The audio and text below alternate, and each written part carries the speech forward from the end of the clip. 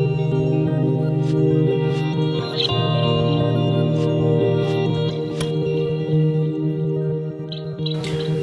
everyone, I'm trying to find my Instagram questions so that I can answer them right now. So I have more questions here, and I have more questions in my stories, in my Spanish-speaking channel.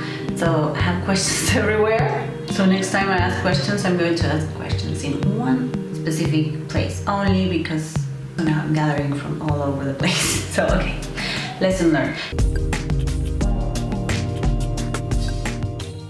So in order to get out of a relationship, first, you need to learn about this, because if you don't know about this, then, so this is why I do my videos. Learn. After that, you will convince yourself that there's something wrong. Maybe go to a therapist that will help you speed up the process. Sometimes it even takes a lot of time with some clients, are hard to convince. And they're still in this cognitive dissonance, and so in order to get out of the cognitive dissonance, it's good if you go to a therapist. But if you're not going to a therapist, go ahead and learn. Write a list of things that you have suffered with this individual, okay? Things that made you suffer during this relationship and make you realize that this is a toxic person. Write lists, and then when you read them the next day or 2 days after that, you'll see, oh my God, I wrote this. So this is what happens. Okay, something's wrong here. So this is where you start to get what's going on. It's hard to get because you are in this traumatic bond, which I'm going to link videos here as I'm talking.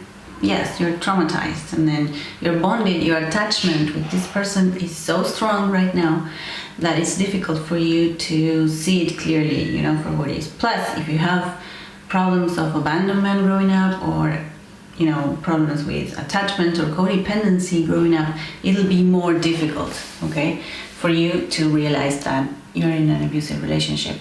So the step would be learn. Analyze your situation objectively. Find a group of wise friends and family members that will understand what's going on, and send videos to them. Share these videos to them so that they can learn about this and get strong.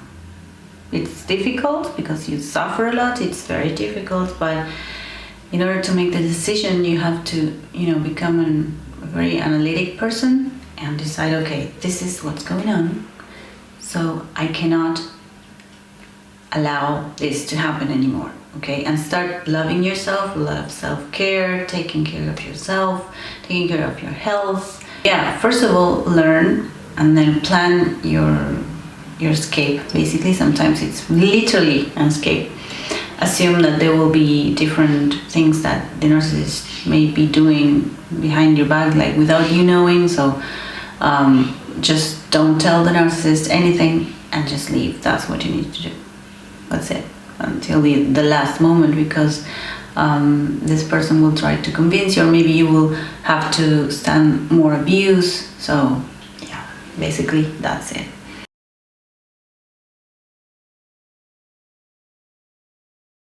Yeah, I believe so, okay? Narcissists don't like to end things, to give you a closure, don't like to give you easy answers like, okay, this is like that. A healthy relationship will be, okay, this is it, the relationship is over, and yeah, but they like to extend things, and they also like to extend things in court.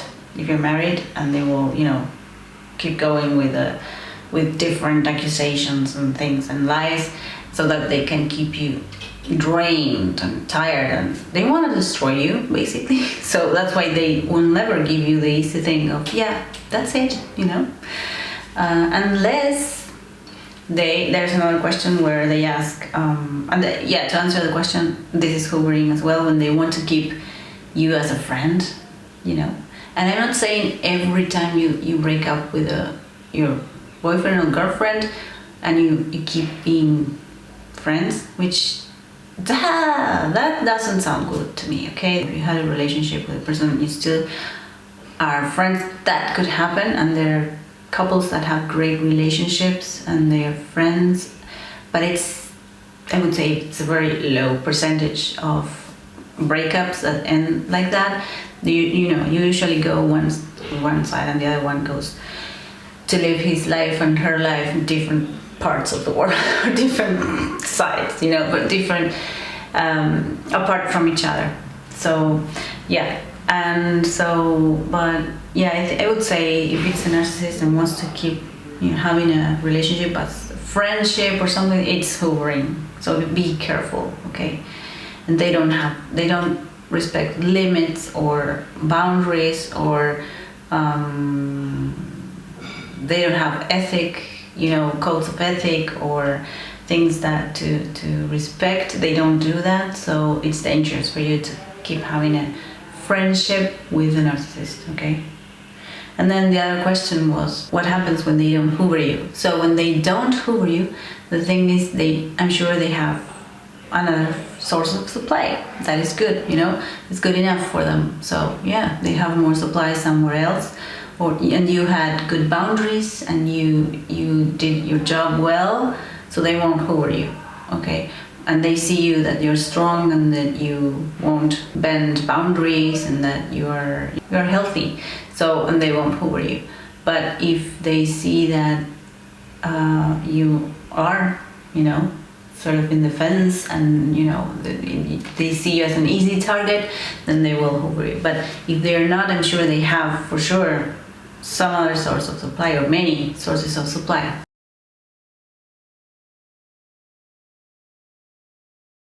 When you have business in common, they will take advantage of it, of course. They want to keep the victim broke, and they will try to if they have a business in common with you, they will do anything to destroy your sanity and your peacefulness and your they want you stressed, broke, and angry and not happy, and that's what they do. And if they were parasites, in the sense that they will live off of you when you were together, and they will still do the same. So they will take advantage of you any way they see they can.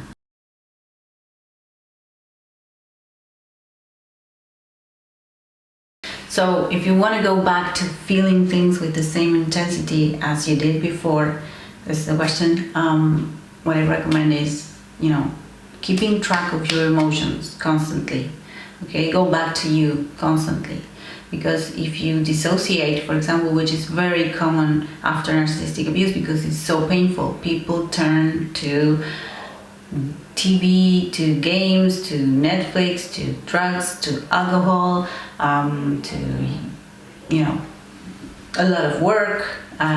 So if you stop right there and start to not dissociate so much, and you start to go back to your feelings, which tend to be painful, but just mindfully look at them and be aware of what you're feeling, and feel them, your emotions. And if you want to write about them, that's great. That's the way to go back to feeling happy and okay, because the thing is, you need to feel all the emotions, so you cannot choose to only be happy, okay? In order to be happy, you have to be sad as well. So you have to feel all your emotions.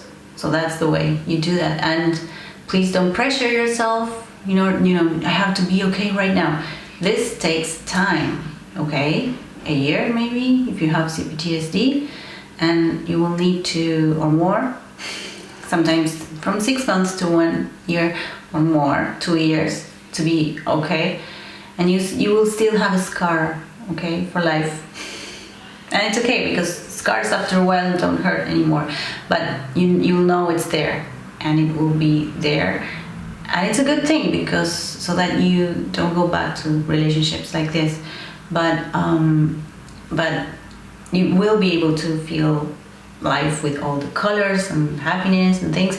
But the trick is to feel all the emotions, the nice ones, and the not so nice ones like sadness and anger, resentment. You know, you have to deal with all that, the betrayal that you felt, the anxiety, the disgust, all that. You have to deal with that in order to feel the good emotions as well.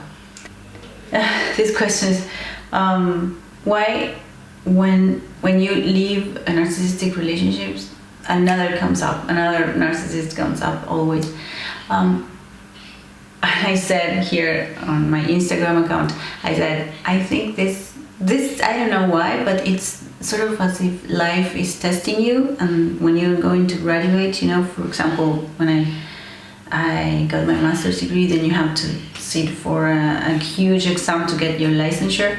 So it's something like that. It's a big exam that you have. It's a big test after that to see if you learned your lesson in this life. Okay, so something like that. But also, really it's because there are still things that you need to heal.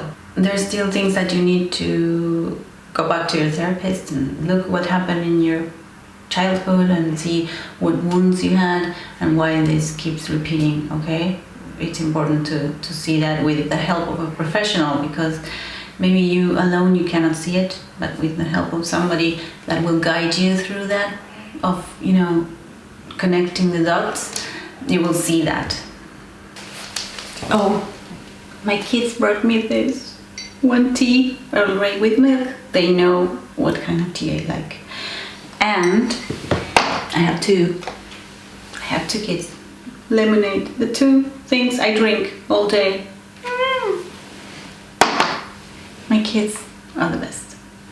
Sorry, that's what every parent says, but my kids are awesome. Okay, moving on. I can't believe it. Why they brought me tea? Yeah. Okay. Oh, this question comes up a lot. When are we certain that we have healed, and how to not go back and step on that trap? It says here, it's in Spanish. So how can we not get into another narcissistically abusive relationship? And okay, I think it's all about healing and testing yourself and trying the waters after that. There's no other way to see, okay? But I think, and from my experience, what I see is that if you work on yourself and you change, not in a only cognitive way, but you change from your from your emotions, your inner self, your wiser self, and you really, really change, then you won't be as easy a target, because psychopaths, for example, they are very tricky and they will try to lure you in. However, if you're healthy enough, you will see this, you won't like this, because you will have your boundaries in place, and anything, that doesn't fit with your boundaries, you will be, this is not good, but this will come once you feel it, like when you really know that you value yourself, that you love yourself, and that you have this way of living where you won't allow any type of abuse, but I don't mean like a huge thing or red flag, but like anything that doesn't feel, because you're very connected once you heal, that doesn't feel right, that's enough. Okay, so you don't have to, okay, is this a red flag or this is not a red flag? No, anything that doesn't feel right to you, then no thank you, bye-bye. That's what will happen. So that's how you know you're healed. You won't get into another narcissistically abusive relationship. You see what I mean? Oh, they're asking for quick recovery techniques, and they're asking about EMDR. Yeah, EMDR will help you with specific things that you lived, like, for example, if you were abused sexually and you still have triggers that, I'm talking about my last video here, that take you to flashbacks and all that, if you have specific triggers or flashbacks that you cannot process or integrate, yeah, EMDR might help you and will help you relax and learn new things, but you really need to do the healing part, which is I cannot teach you what to do, because it's therapy. It's an art. It's a mixture of all the knowledge that you have. Like, for example, I work with different theories that I use when I treat my clients, and I see which one fits best with each client. And it's amazing when something clicks with a client and you work that way, you will get results. Okay, but you will need a therapist. Basically, that's what I'm saying. You will need therapy to heal. There's no magic pill. It'll need time, and maybe the concept that I can give you is go back to yourself, take care of yourself, and yeah, that kind of thing, you know, and doing all the self-care, learning about this, loving yourself, learn to love yourself. Basically, it's self-esteem, work on your original wound, on your self-esteem issues. And on your original wound means your parents in your childhood, what happened there. So it's not, there's no easy answer. So I have another question here in my Spanish-speaking channel that says how to rebuild relationships that were broken because of the narcissist. Okay, and so I would say go back to them, reach out, try to explain what you went through. Maybe share videos because sometimes it sounds too weird for people that haven't lived through this. This sounds like you're coming up, you know, inventing something, or that you're crazy or something like that. So share videos, bring information, try to explain in a way that is easy to understand maybe, but they will be there for you. If I'm sure they know this, you know, they know what you went through, because from afar they would see this. If they loved you, they would see that you were suffering and this guy or girl was abusive. So I'm sure they will understand. So go back to them and talk to them, and little by little explain, say I'm sorry, I didn't know what I was doing, you know, explain that you were being controlled by a sick person. So yeah, sort of use the cult analogy, that is very useful. And now I'm looking for my stories, because in my Spanish speaking channel is much bigger than this one, and I have stories there, the option to upload stories. I'm Gen X, so I'm not a millennial, or, you know, like, this is difficult. Oh, they are asking if I'm talking from my own experience or from what I studied. Okay, so this is not taught when I studied in master. When you get a master's degree or you get any type of studies in psychology, you don't get this. You are like a scavenger after you live an experience similar to this. So that's the answer to your question. So this is what, you know, made me look for information, buy tons of CEUs. You know, we need to get hours to maintain our licensure, everything on trauma. And I was almost obsessed, very much obsessed about recovery from narcissistic abuse. So I learned a lot on top of my master's degree, and then I integrated everything. And so that's how I feel like I know how to heal things like this. So yeah, and then a lot of very nice messages for Happy Easter and all that. Thank you so much. Oh, they're asking about my hair. Why it's so bright. I just washed it. Oh, a lot of nice messages. Okay, so I think that's it. Those are the questions for today.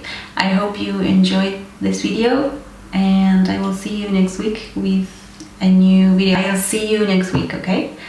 Saturday, most likely than not. And they are saying that they wanted a live video, and it's going to be on Terapia Grupal, which is my Spanish speaking channel. And if you want to practice your Spanish, go to that video and to that channel and subscribe there, because I upload there every Saturday as well, but I upload lives there because they ask me for that. So yeah, so I will see you there, and have fun, enjoy, relax. Don't take this lockdown so, yeah. There are people that say, okay, learn stuff, do things. Yes, this is a great opportunity to learn stuff and do things, get better. Actually, I'm doing that myself, but I don't want to, but this is what I do always, okay? With psychology and with learning things and languages, I love that. So this is what I do. But if sometimes I have very hard days, because I know where I'm living and I'm not living in a bubble. So sometimes I get anxious and I get sad, and I have to process that, and then I go back to myself. But so what I try to say is, take your time, try to enjoy things daily, be grateful for being able to breathe right now. Breathing is a luxury, and staying at home is a luxury, because and other times, before, 1940s, we had to go to the war. We would have to, send our people to war or something. It was World War II. So in this case, we fight from home. We stay at home, which is much easier, okay? So I know it's difficult, but, doctors are doing a great job, and we help this way, staying at home. So, yeah. I'm grateful, basically. That's what I want to say, for being here at home, which I work from home, so that's great, and for being able to breathe. I found myself thanking God for being able to breathe, and yeah, if you don't have your breath, that must be hard, because if it's difficult to breathe, right? And because breath is how we heal as well. So we need to do a lot of yoga and breath work. That's relaxing. That's how you relax. So that's huge. I'm so sorry for people that are going through this, and I hope this will get better soon, and people somebody will find a cure or vaccine or something that will, destroy this virus. And yeah, it's funny how I called a few months ago narcissism virus. It's like they are viruses, because they install in your brain somehow, and it's hard to get rid of them. So that's why. But yeah, now we have this real virus which behaves pretty much like that. So I will stop rambling right now, and I hope you liked the video, and I will see you soon. Okay, bye bye. Please subscribe to this channel and like the video if you did like it, because this will help me grow the channel and spread information about narcissism. So yeah, thank you so much for being here. See you next week. Bye bye.